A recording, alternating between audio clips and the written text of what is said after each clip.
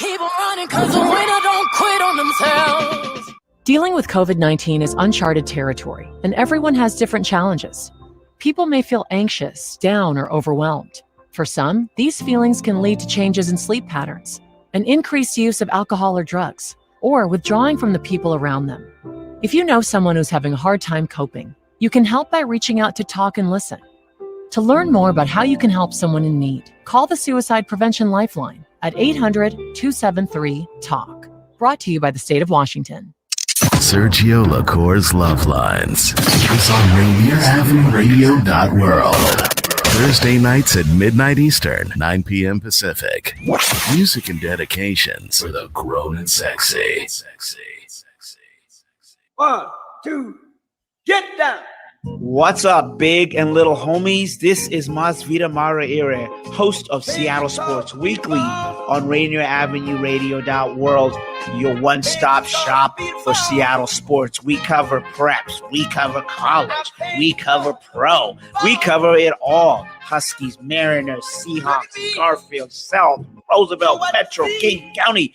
This is where you want to listen to for all the sports that's happening in Seattle. Seattle Sports Weekly on Rainier Avenue Radio.world. See a bad mother. Country Doctor and Carolyn Downs Community Health Centers want you to protect yourself and your loved ones by offering free Moderna or Johnson & Johnson vaccinations. If you are 18 years of age or older, come down on Wednesdays from 1 to 4 p.m. to the McKinney Center, 2120 South Jackson Street, for your vaccination.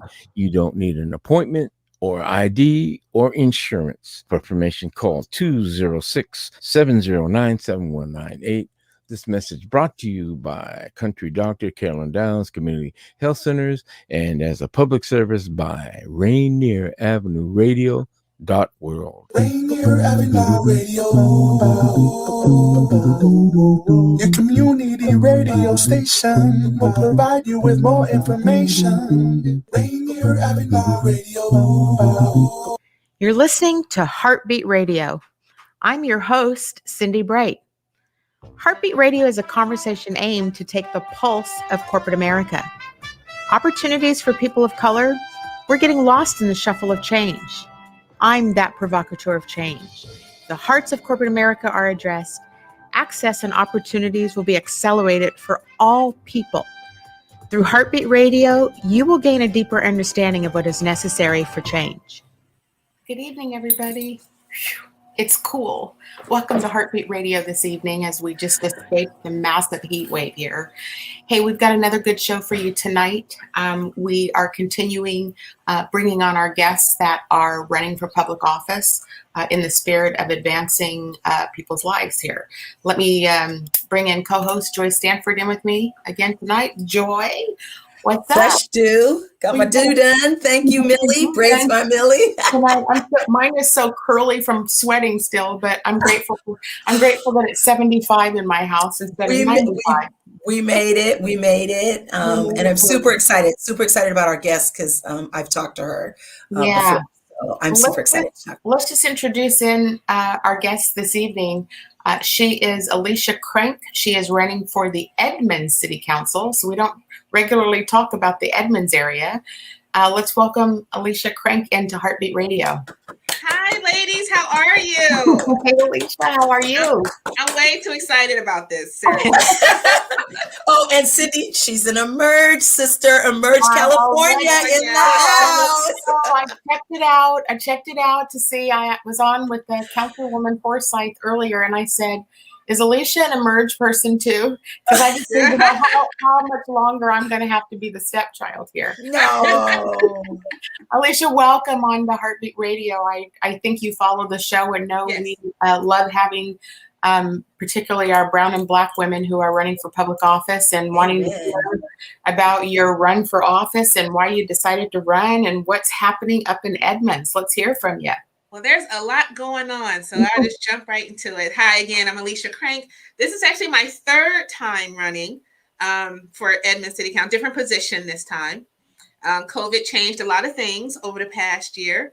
And even though I thought 2019 was going to be my last and we were just going to hang out from there, between the pandemic and what happened with George Floyd and everything that's happened with that, the need for change has resonated up here. And I think people are ready for it. So I'm running again. I am a fundraiser by profession. I actually am a chief development officer for a statewide nonprofit. And I've been doing that work for years. But actually, my career accidentally started in corporate America, Cindi. So I'm looking forward to reading your book. And I was 21 and working in institutional trust. So it's like the most white collar job you can really be in at 21, 22, trading money markets and doing that type of thing. So I had to learn corporate America really quick. And you're gonna love the book because it's gonna resonate, I think, with most Black women. And my story that I tell in this book is about my time in financial services as well. It's gonna bring back memories, good and bad. Have some wine open. Let me just tell you, it took a lot to get that book to market, but hey, we're here for you tonight. That's right. You are here the third time. I let you tell that. I wasn't going to say that. And God bless you for stepping back a third time. I ran once, Joyce ran twice. So you are now doing third time. And I know it's a no joke for what you have stepped into. Yeah. And then I have started listening to some of your public comments about what's happening in your race. Before I get to that, we want to talk to you about like your platform. Sure. Yeah. Sure. So, I would say the overarching platform, which might sound simple, what actually appears a little bit complex, is transparency. We've had some transparency and communications issues over the past couple of years, and COVID didn't help. So, there's a lack of trust that's happening amongst the citizenry and as well as on council itself. So I really wanted to make sure that I was running kind of as independently as possible. I do identify as a Democrat, but I'm an independent thinker. And so, one of the things I chose to do very early on was to publicly say that I didn't want endorsements from anybody on council, even though there are some of them that I know very well. I just did not want to step into the fray of us versus them. I'm running to represent community. So that's one thing. Housing affordability is a big issue here. I've been on the Edmonds Planning Board for the past 5.5 years. I'm currently the chair of the Snohomish County Airport Commission. And so I went after those types of roles because I think it was important to understand land use and zoning and those type of issues, because we can talk about affordable housing affordability, density all day, every day. But if you don't understand what happens in the background to make those things happen, you're going to continuously be disappointed with the process and trying to understand, why can't we make this happen? Right. So, addressing that missing middle piece, which is prevalent in Edmonds. There's very small and very big and nothing in the middle.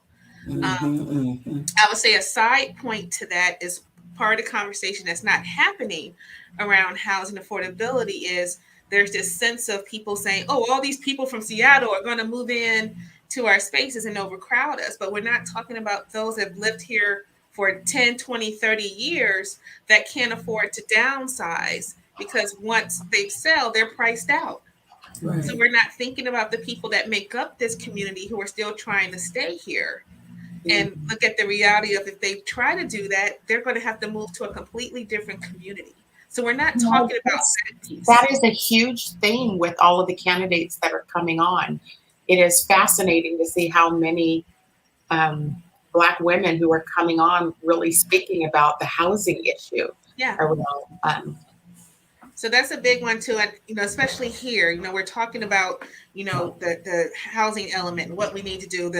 We just had a community housing commission convene for the past year and a half to try to figure out some ideas, but again, COVID kind of switched things up a little bit, so maybe it wasn't as robust as it needed to be. I would say the other piece too is economic development. Everything that even before COVID, there are certain pockets of the community that get all the attention per se, like downtown area, which is called the Bowl.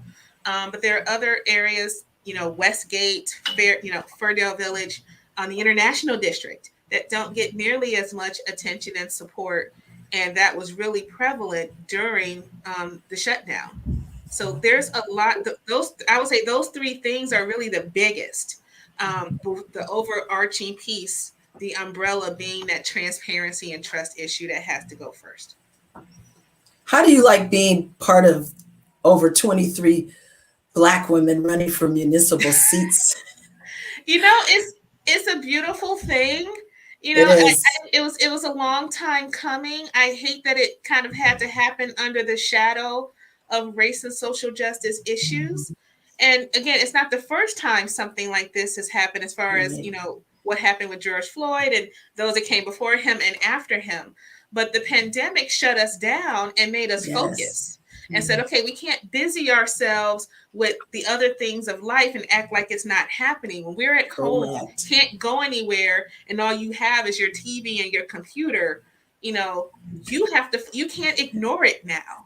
It's time to get to work. It's time to get to work. You have to address it. Yeah. And so in a lot of ways that created a lot of community in Edmonds, and in some other ways it created some division, because people were exposing who they are and what they really thought about certain things. So there were some fractured friendships that happened, but some that became unlikely allies because at the core, they had the same beliefs.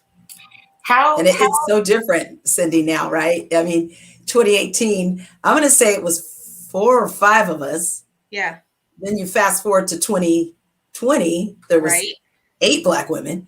Now you fast forward to 2021 and there's over 23 Black women. So thank you for stepping out of your box and stepping out of the fear and stepping into your purpose. Thank you so much. What I will say to that, though, is that, again, like I said, I was done. I had checked out. After like Cindi? And, who isn't checked out? Checked out. But I will say I ran primarily because so many people in the community, through my other community efforts last year, said, please do this again one more time. Because I think people started to get to see who I am and how much the community meant to me without it being a campaigning thing, and saw some hope like, hey, maybe she can be some of the change that we're looking for. So I think your third run is indicative of what Black women have to do anyhow. It is. Thank you. Right? This is what we have to do anyhow. Yeah. And Joy, I will say, I didn't quite check out. I transitioned that to this. So I would say pivot. There you go. I pivot. Yes. Because I was puking with what it takes to, it's a sickening process, and people don't know what is entailed in running for a public office, and it exposes you. I in my coaching practice, I have said something to women constantly because it was shared with me as a younger woman. And this advice that was given to me was, the higher you go on the flagpole, the more your ass shows. And so, the lesson that I was being taught in my 30s is, as you're trying to go higher and higher, the more exposed you are and the more these folks come out after you. Right. And it is very difficult to navigate those issues. I'm going to get to that. I do want to ask you about Edmonds, though, from a business recovery, a small business recovery perspective. How are things going there for your smaller businesses? It depends on who you talk to. I will say that there's been some successes. We had to really rally, at the very beginning. Like I said, the downtown area probably got the most type of help. And within that, probably the restaurants first. We had some very creative restaurant owners that were able to build kind of like these streeteries that we're talking, that we're so accustomed to now. That was ready to execute that pretty quickly. So we were able to do that. And then in the summer, we had what we called a walkable main street. So they shut down certain blocks to vehicles to ensure, social distancing. But again, one of the things that we saw, that people came for the restaurants, but not necessarily the retail shopping.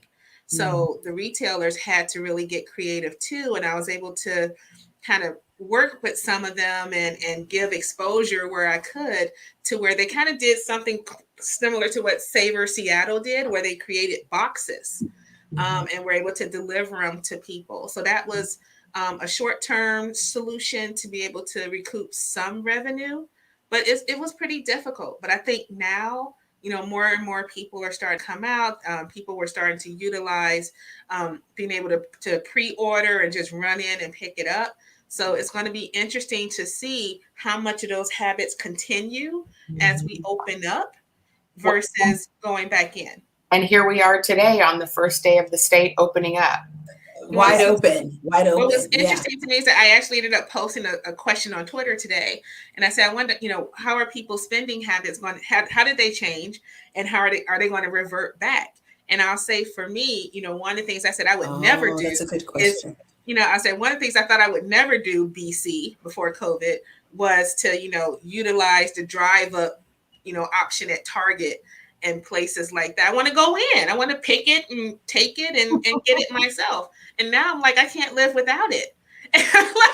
And the thing is that it's actually curbed my spending because I'm not doing the impulse buying that you would do when you were going down the aisles or waiting in the line. And so I'm like, I kind of don't miss that. Yeah, I like that. So, I bet just from a business perspective, that is sorely missed because, those aisles and stuff right by the cash registers in those places are notorious for us just throwing stuff in our baskets. And true. So there's going to be some people that are going to race right back to I'll take that. Yeah.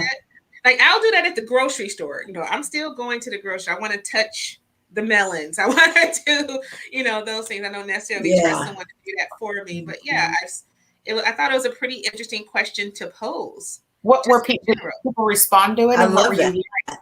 There's a few people that responded. I put it on my Twitter and my Facebook.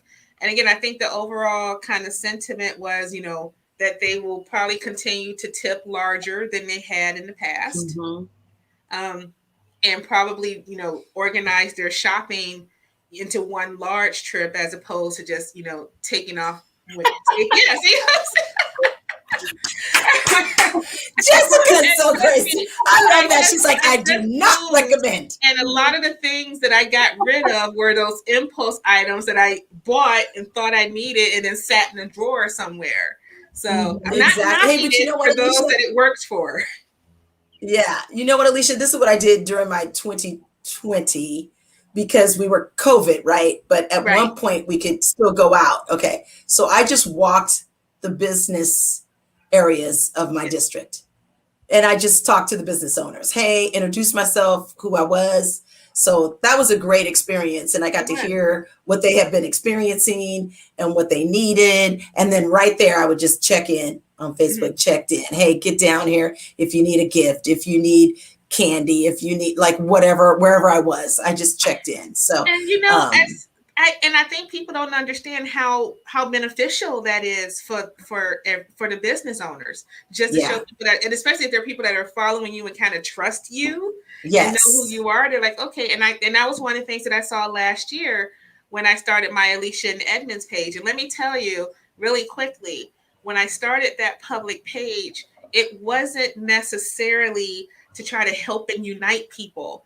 I'm single and live alone. And I was like, in quarantine, I just need someone to know that I'm alive. I need someone to know that if they don't hear from me in 2 days, to check in on me. Well check. Alicia needs a well check. So it was a check-in, and it was a survival mechanism for me because I'm an introverted extrovert. I still need people, to get energy from to do my job. And now I'm doing it in this isolated space. I just needed that, but it turned into this bigger thing where I can, share, oh, this business is doing this, or oh, they're going to do that, or oh, this might be a great idea. And the business owner's like, oh my God, that is a great idea. We're going to do it. And that's awesome. It's been really weird now to go out and I'm starting to meet people in person. And they're like, I just want you to know, every time you posted and said that you went to this restaurant and got this, I went there too. You see how that works? So that's good. That's good. I love that. It's been interesting and fascinating to watch how many of the Black women that are running for office, the creativity that they have that I have really noticed on the social medias, and a very different approach from traditional politics that are the fake handshakes and the fake smiles and the fake photos that are made so that they look like they actually intertwine with the rest of us when those are just staged, as we know. But just watching you do that, watching there's other, I've watched Shukri, Olo and her work, and Hamdi, and how they're just meeting the community where they're at. And I have not seen that in my career, my political career, which is all of 3 years now. But, I haven't seen that much engagement as I have been seeing from the actual communities now, particularly the communities of color. Watching and we did that when we weren't running for office. So it's not too new. Do you think, Alicia? I mean, you were out doing the work that you do in your community. No one's taking pictures. We weren't taking selfies because we didn't know what selfies were a few years ago. You know, so it's kind of just normal for you, isn't it? It is now. And I think, again, with everything that's happened over the past 16 months, I'm embarrassed to say how many selfies I have on my phone. But a lot of it was because I was by myself. What can you do? But again, we found ways to utilize communication and portals to, I think we realized how much we need each other without saying it out loud. That's good. Yeah, and not being too busy. Yes. Oh, we recognize the kind of people we need to be around. Yes. I think that became crystal clear. You referenced it earlier, Alicia, when you said there's some fractured friendships. Yeah, there's some stuff that's never coming back or going back to the way it was. And I think too many of us, I live alone too. I liked how you identified the Hey, Emily. Especially, you said introverted, extrovert. That describes me to a T also. Absolutely. Because I'm feisty and outspoken, that I'm actually an extrovert, and I'm not. I get my energy from quiet and how I focus. So, but I need the engagement too. But what started to happen is I started to see, like, my people from church. I was shocked at stuff I saw from the people I worshiped with. I was like, oh no, I can't. Like, it's just all this stuff. We had no idea that people really felt that way. And to see that they can't even connect the dots between their support of number 45 and the impact that that's having on communities. Right. And, that to me was such a massive eye-opening. Yeah. I want to talk about more, though, because you have become very vocal about some things that are happening with you. Yes. You are under attack. There's a shocker. Black women successful. Some people are going to come after you. You want to talk more about what's going on? Sure. I mean, and let me tell you, I pride, in a good way, I pride myself on being as transparent as possible. And I think that's what people engaged with me on over the course of the past year and a half. Is I feel like people feel like they know who I am, like personally, because there are no heirs.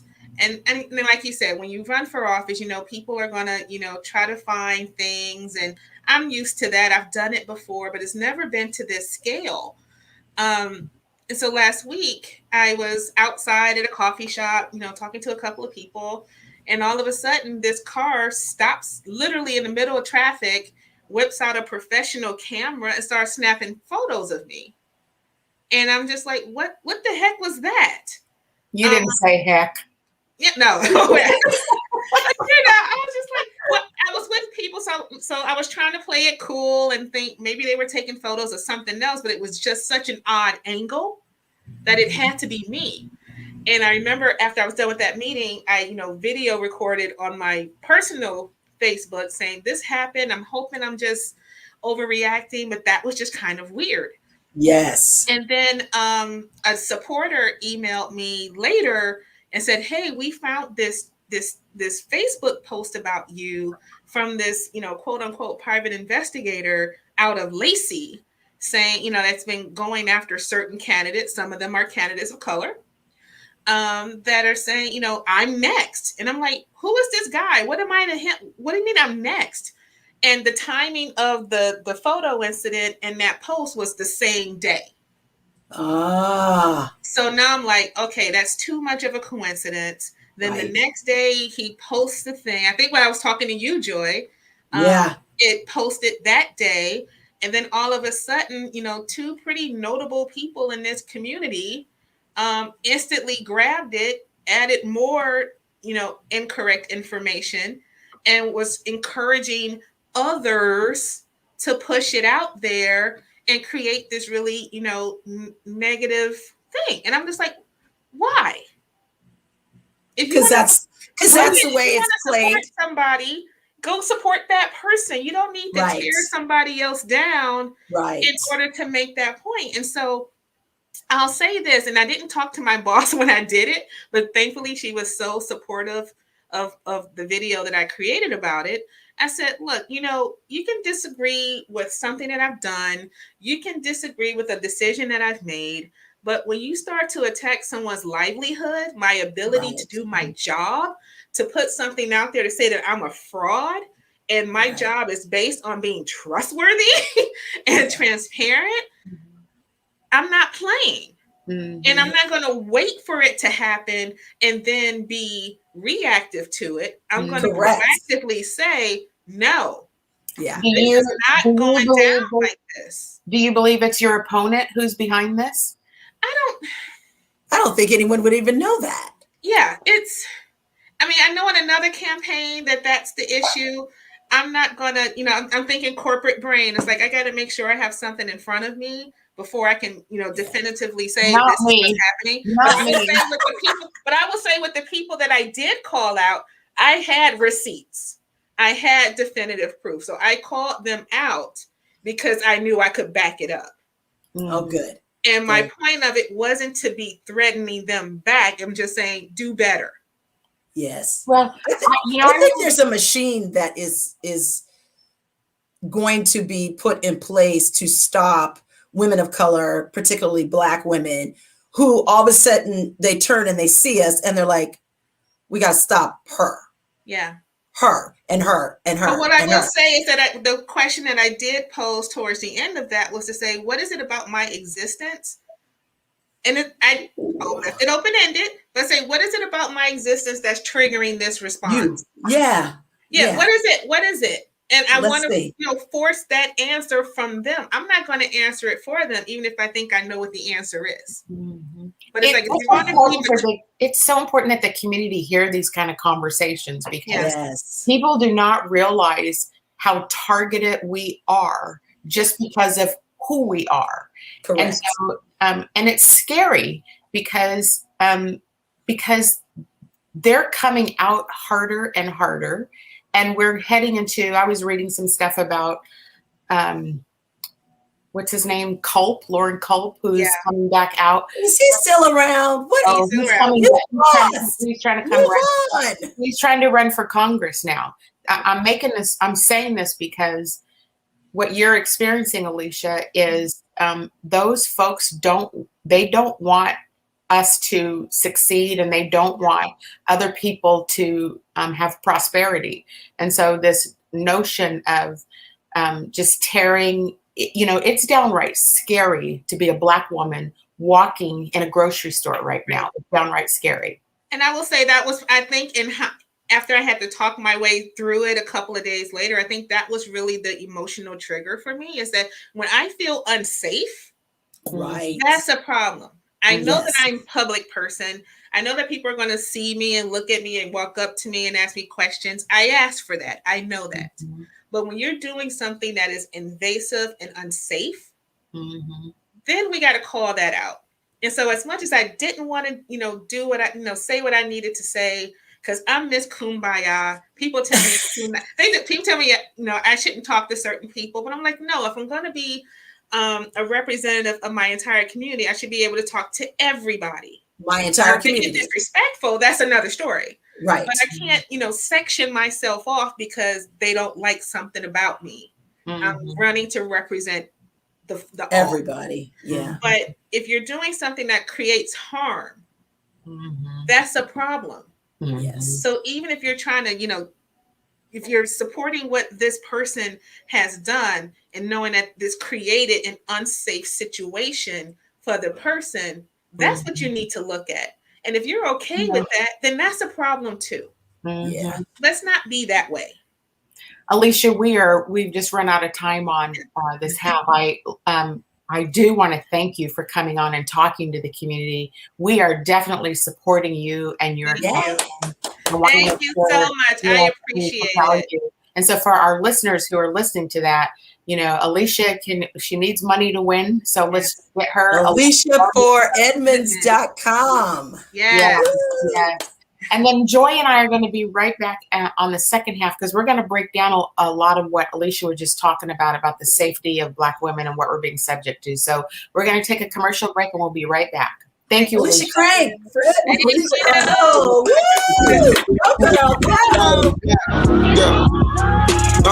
Yeah. Assuming I'm rooting for everybody that's Black. Yo. This is Paul Pearson, host of Star Time. And when I'm not meeting Mrs. Jones in that cafe for a chat and nothing else, I'm listening to Rainier Avenue Radio.world.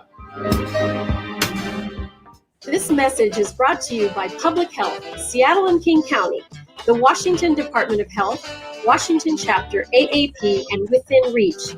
No matter where your classroom is, whether in person or online, routine vaccinations protect your child from serious diseases like measles, mumps, and chickenpox, and they keep your child safe, healthy, and thriving. Need help finding a provider? Visit parenthelp123.org or call the Help Me Grow Washington hotline at 1-800-322-2588. Women are not an homogenous group. We face discrimination differently depending on factors such as ethnicity, age, socioeconomic status, and more. Rainier Avenue Radio is proud to amplify women's voices. They are the experts of their own lives, initiating conversations within their community about challenges they face, the solutions they're working on, and the opportunities they see.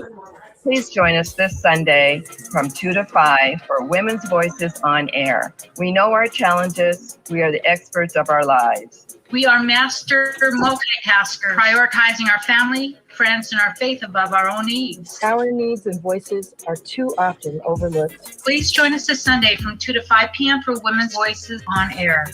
We tell our stories in our own way.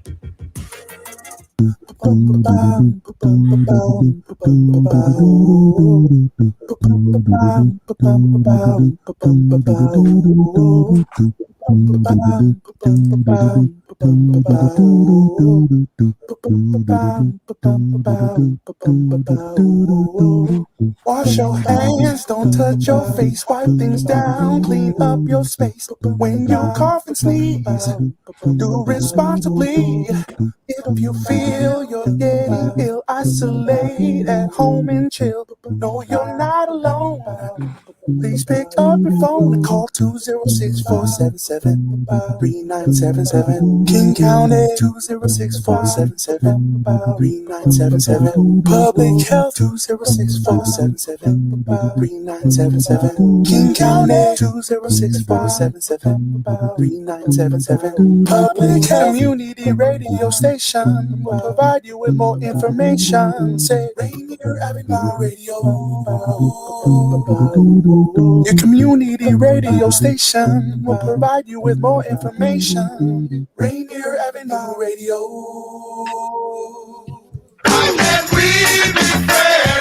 This is Paul Pearson, host of Star Time.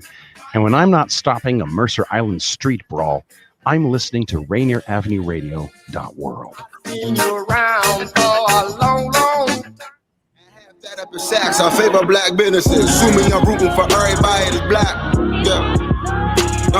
Yeah. Assuming I'm rooting for everybody that's Black. Yo. Hi, everybody. Welcome back to Heartbeat Radio. I'm the host, Cindi Bright. Joy Stanford is my co-host here again this evening. And we wanted to talk the second half about some of these issues that are very prevalent and one could argue increasing over the safety of Black women. And so to hear Alicia talk about that, Joy, I don't know. It just brings back, my opponent saying, oh, they brought this unknown, person in to run against me. Delta Dental did. First of all, Delta Dental didn't even know I was running. I worked for Delta Dental in a contract basis. I wasn't even an employee. They don't know who I was. It's just made up crap, you know. It's just people were like, oh, they did? No, don't believe it. Like she had a big in 2020, she called liar because I was talking about the votes she made. So it's like, this is just, I think it's a machine behind, I'm breaking up. Sorry. Can you hear me now? Yeah, a little bit. Okay. Yeah. I think it's a machine behind candidates and behind certain candidates to place fear and uncertainty into our people of color, particularly Black women who are running, because we are coming out fierce. We are coming out strong. We are coming out smarter, better, because you know what? We have to show up 10 times better than anybody else who's showing up. So yeah, we're going to be put together. We're going to be right. We're going to be doing what we have to do to get elected. And so we work harder than anyone else. And so I think it's a machine behind it. I mean, this guy's unknown. You know, I think it's more than that. The political races are one thing, but there is clearly a pattern. You know, I was talking earlier today about an incident that occurred with me this week with someone who reached out to me for help. And, you know, I have finally, after this incident with her, and this is about somebody who calls, you know how the Black women, they have our numbers on speed dial to ask us for free advice and free information, never offer to pay you. And we always willingly give it. But we do it. And I stepped into it again because I had, I was trying to help another woman who was trying to run. But because I gave advice that she didn't like to hear, this was a white woman, because I gave advice she didn't want to hear, she flipped on me like a light switch and just scathed me and sent me these messages about, basically called me an old broad and, you know, your generation this, and, you know, you don't have any, you're just a part of the problem. It just is all this stuff. And so I sent a note and I said, you no longer have access to me. And then I blocked her because I'm sick of it. Like this problem with, and this is a woman who is a Democrat, right, running for office. And, you know, by the optics of it, you know, the part, you know, it's a city council seat she's running for. But if she were running for a state seat, you know, she'd likely get some backing from the Dems. And she's tearing other women down because, and this is a woman who claims to be progressive. And when I give her progressive views from a Black woman, she can't handle it. So the filter of how we get people into office, that's why it's so important for, you know, what Alicia's doing and many of the other guests that we've had on. We can't let these people in seats of power. Like, we can't do it. And we just got to pray and hope that there's safety for the candidates who are stepping forward. Right.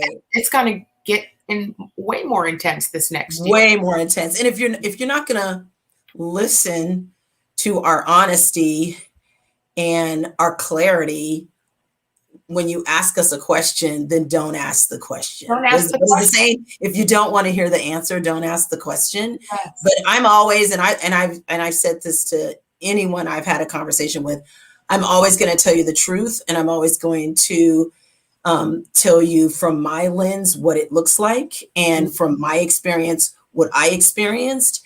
And it may not be what you want to hear. And I think maybe you're right. It's not what she may have wanted to hear. But I think it only does candidates well to talk to folks like us who have won, who have lost. We have a different lens. And it's not any different from if we had won, but we have a lens that not a lot of Black women have had. We have been in it. We've campaigned.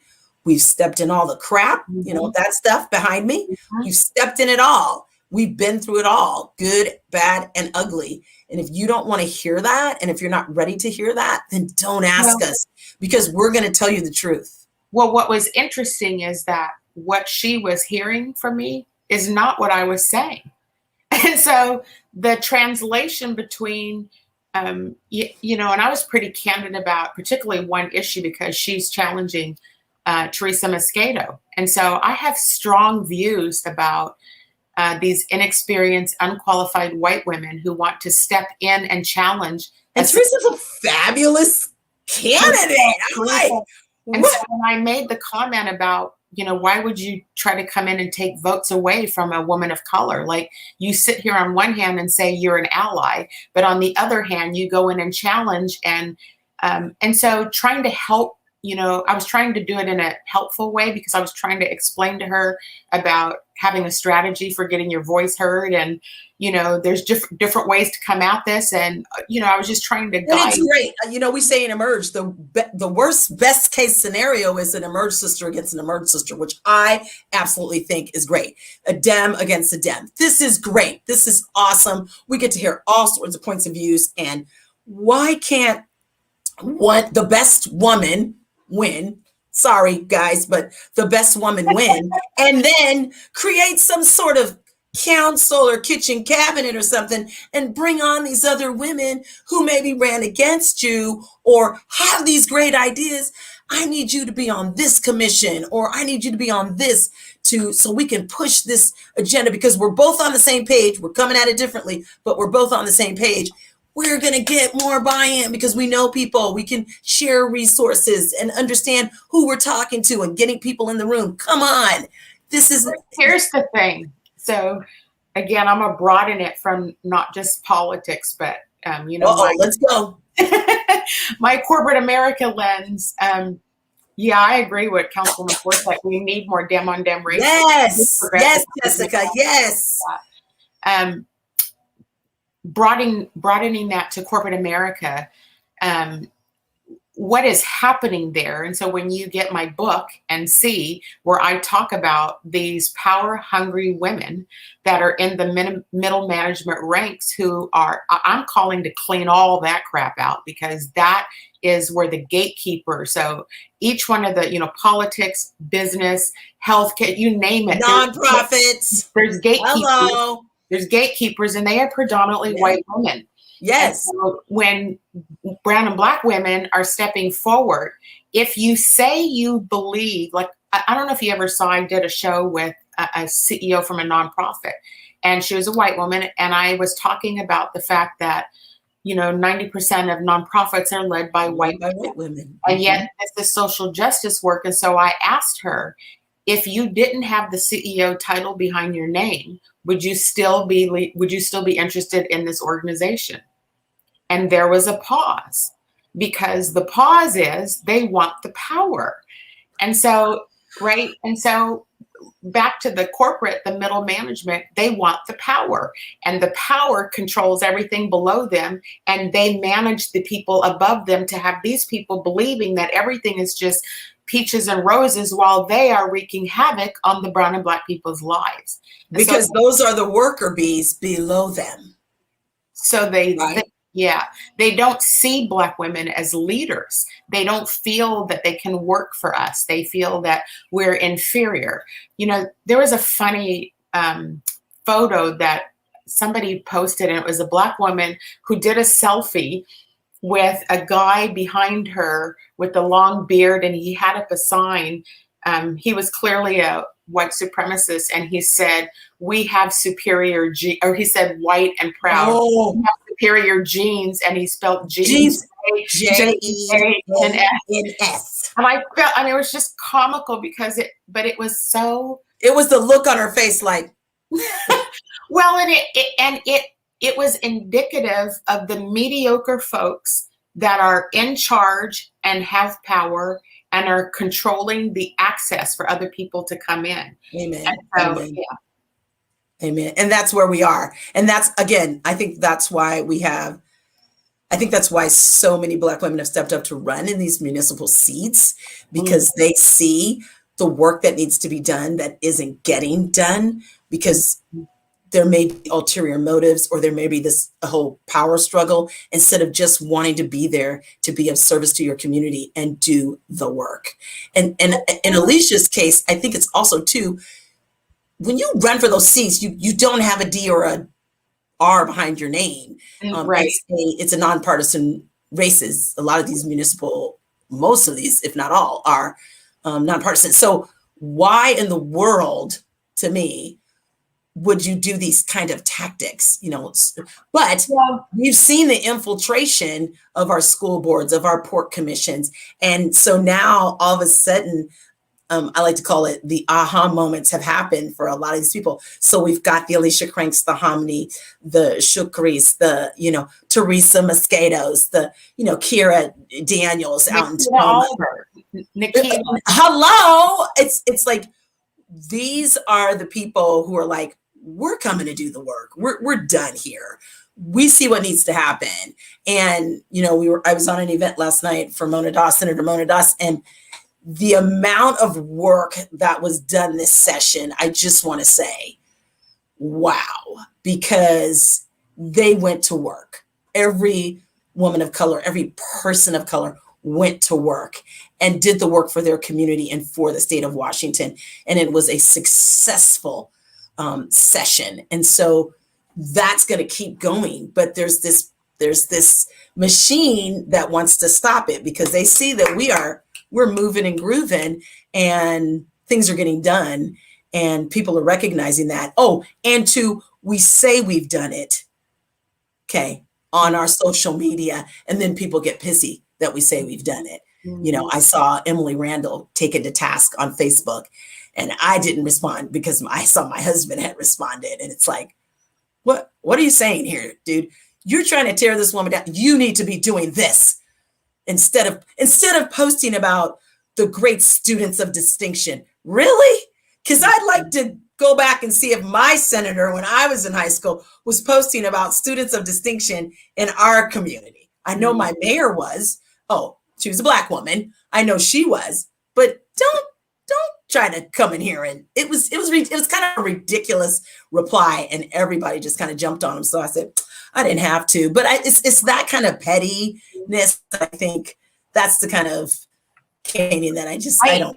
I think it's important for listeners to hear, to start to try to help so that they can be educated when they see these things actually happening in the world. Yes. And let me say that different, because Joy, you and I have a mutual friend who was sharing a story with me about being in, I'll tell it the way I sort of remember it, but being in the grocery store, waiting in line, and I want to say like at the cheese counter or something. And you know how when you're waiting in line and then the white woman walks up, and how she just never happens to see us. So she walked right in front of our mutual friend to go get her needs met. But there was a white man behind our friend, and he observed what happened. And I know that he observed what happened because we're bringing these issues to the surface now so that people can see how we're being treated. Well, to his credit, he walked forward and he said, "Excuse me, ma'am, she was next." And so he helped our friend forward. And so both our friend and I, we had this gut-wrenching laugh because we said, the whites, there's going to be some fighting in the white community, because the ones who are trying to help move this stuff forward are now starting to see some of the things that we've been talking about for years. And this is politics, but it is not just the engine, I think is my point. It is everyday life. Yeah. And that is the kind of stuff we need people to pay attention to, what is actually going on. And I find myself calling it out a lot more when stuff like that happens, Cindi. I found myself calling it out a lot more, which is why I'm very happy to say, I mean, I would have liked to have won, but since I didn't, hello, I can say whatever I want to now, and I can be that disruptor right along with you, to say, no, because I'm glad I wasn't at the store with our friend. Excuse me, ma'am, we were next. Mm-hmm.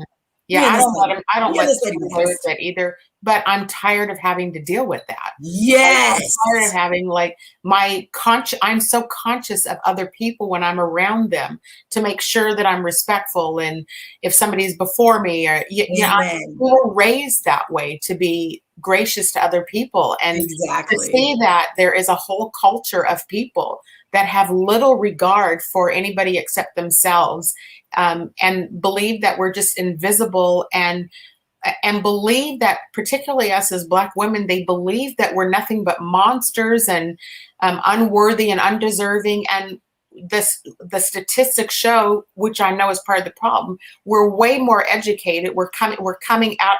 I mean, the things that Black women are accomplishing and doing are off the charts. Yes. It is because of our work ethic, because we don't have that sign behind you. We don't have that handed to us. We work, and the comparability between their definition of working hard and how we have to work, they're not apples and apples. No, they are not. Apples. They are not. I was telling someone this week, I have to show up 10 times better.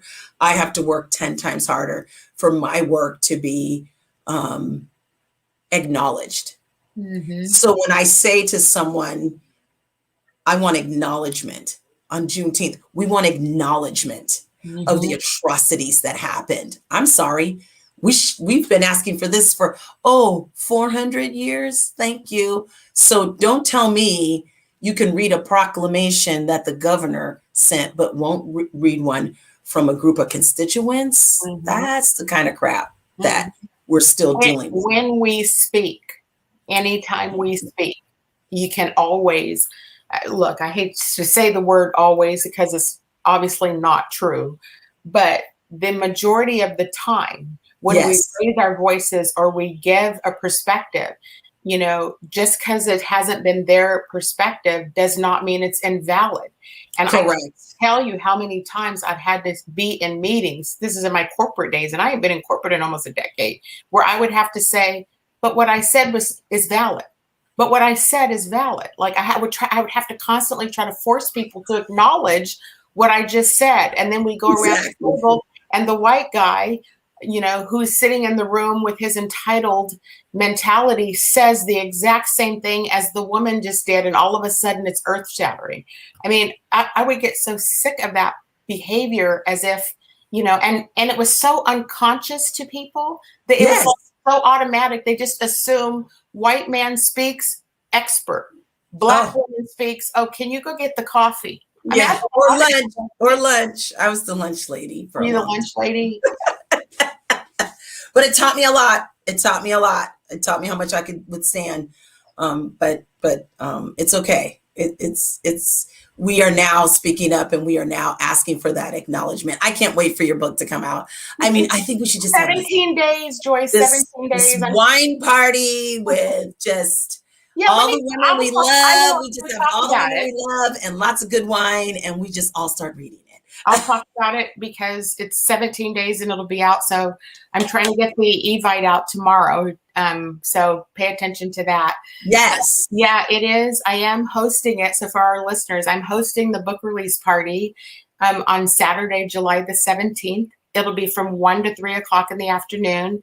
I'm hosting it at the community area at Real Logic Sotheby's Real Estate in Bellevue. Nice. We have a nice space. We have a good event planned. And so I'm excited to be able to finally start talking to people about what's in this book. So, yeah. And will your book be available to purchase at that event? Yes, it will. I am on my delivery as we speak to come in. So I'll be signing. Yes. Yes. So I'm really excited about it. And maybe the reason why I talk about some of these issues as much as I do is because I've been trying to give myself my own mental health therapy, because I already know when this book comes out, the people who can receive it will. Yes. The people who can't handle it. The people who aren't going to be able to handle. I was respectful in the book. Oh, good, Alicia. She said, I'm there. I was respectful, but I was truthful. And, I talk about, wait till you read just chapter 1. I'm telling one particular story about what happened to me, what led to my very public termination, and it is not what you think. And so when you read what went down there, and then the cover up that started to happen to protect the white guys, and they're swinging dicks. And yeah, I said that right on air. And what was happening with him, what they do to protect those guys is unbelievable. And that they destroy women around them. They destroy, but he's not the bad guy in this book. So you gotta come to the party. You gotta come to the release party. You gotta buy the book and read it. Yes, yes. Because I'm a little anxious about it too, because in my day job I got to deal with these folks who don't want to hear the truth, and so once it's published, people will feel. Let me say that different. Well, white people will feel taken back by it because they're so used to having all the power. And I'm sharing a lot of my, I was a human resources executive. I'm calling for the opening of wealth, and I'm telling people how wealth is built in these corporations and how to get, I have some suggestions for what should be done for brown and black people. And I know that whites will try to exploit it for their gain. But the intention behind it is to help this turmoil of what is happening to our lives and to help us to be able to get stabilized and housing and all the things like what Alicia was talking about. Dividing housing is running out all the brown and black people because we don't get paid what whites get paid. And we're way more qualified than many of these people who are stepping into these positions of gatekeeping. And so this is an important topic that is going to get more intense, because only until we are willing to address what's really going on will anything change. I don't want to read their passive statements about we stand behind diversity when you're not doing jack the work. You're not doing the work. It's a statement. It's just a statement. So I'm with you. I'm super excited that it's coming out. I'm super excited you're having a book signing. So I can't wait to read it. Pray that my books get here in time. I'm having an anxiety attack. They said they will be here by July the 10th, which allows me a week. But all during this pandemic, everything's late.